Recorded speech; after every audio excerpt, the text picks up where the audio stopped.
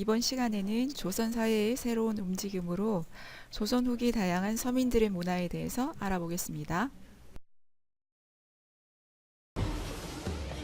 17세기 이후 조선 사회는 경제와 신분 질서 면에서 변화가 생기기 시작합니다. 모내기와 이모작이 가능해지면서 곡식의 수확량이 크게 늘고 목화나 인삼, 담배 등 상품 작물을 재배해 수입이 늘어나면서 경제적으로 넉넉한 농민들이 생겨납니다. 또한 전국적으로 시장이 발달하면서 부유한 상인 계층이 늘어나는데요. 이렇게 경제적으로 부유해진 서민들은 생활에 여유가 생기자 자연스럽게 자신들만의 문화생활에 눈을 돌리게 됩니다. 학문에 대한 관심도 당연히 커져서 조선 후기 서당에서는 양반 아이들과 서민의 아이들이 함께 공부했습니다. 배우는 것이 늘자 표현하고 싶은 마음이 자연스럽게 생겨나 다양한 계층의 사람들이 문학 활동에 직접 참여하기 시작했는데요. 여성이나 서얼 출신은 물론 양반 중에서도 지루하고 형식적인 한문학에서 벗어나 한글로 문학 활동을 하는 사람들이 생겨났습니다.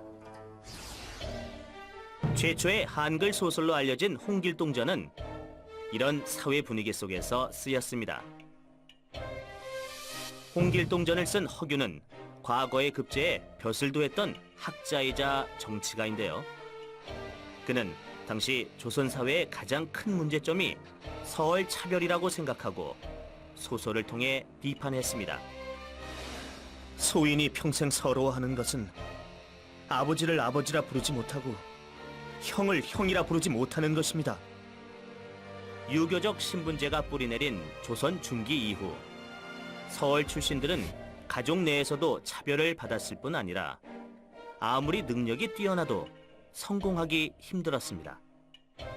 그런데 홍길동전의 내용을 보면 서얼 출신인 홍길동은 도술도 잘 부리고 탐과 놀이를 혼내주며 율도국이라는 나라까지 세우는데요.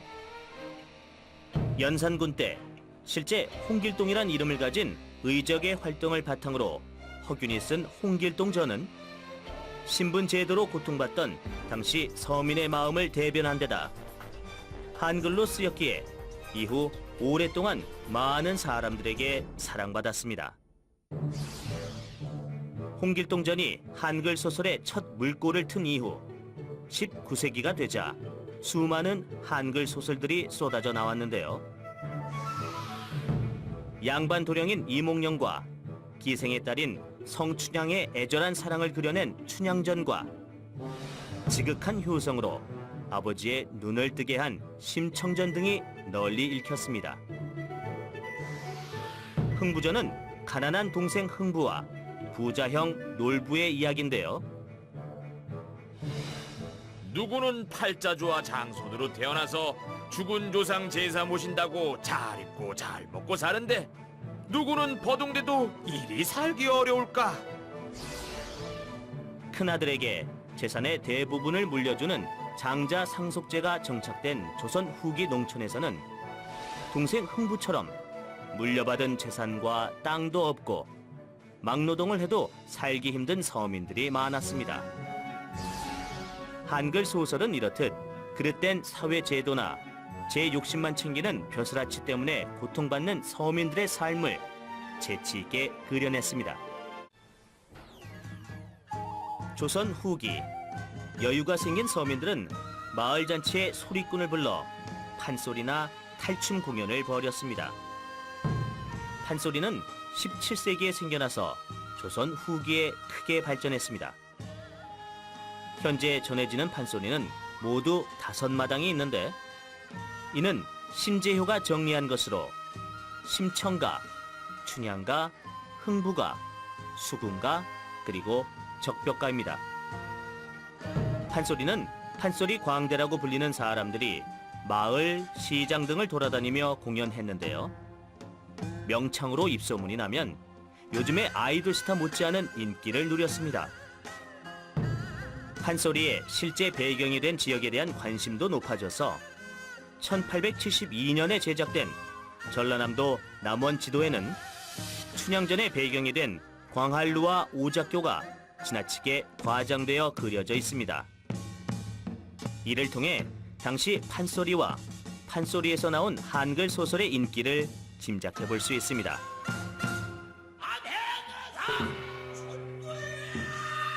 이러한 인기의 비결은 판소리가 벼슬아치나 양반의 잘못을 풍자하고 사회에 대한 비판을 거침없이 소리로 표현했기 때문입니다.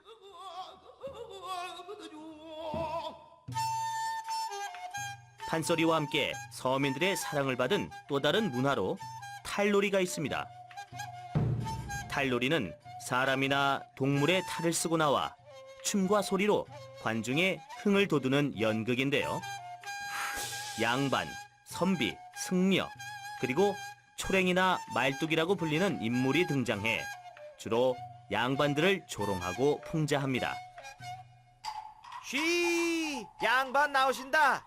양반이라고 하니까 우의정, 좌의정, 영의정까지 다 해본 훌륭한 양반인 줄 아나 본데, 제갈량이라는 양자에 개다리 소반이라는 반자 쓰는 양반이 나오신단 말이야. 뭐 이놈이? 봉산 탈춤에선 말뚝이가 허울만 번지르르 하고 체면 차리기 좋아하는 양반을 속 시원하게 비꼬는데요.